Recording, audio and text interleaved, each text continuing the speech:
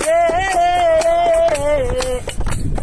ফকির লালন বলে পেয়েছে ধন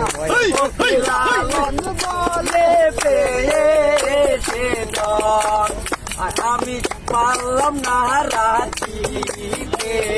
ঘরের চাবি চাবি পরের হাতে গো ঘরের চাবি ওই আমি কেমনে তুলিয়ে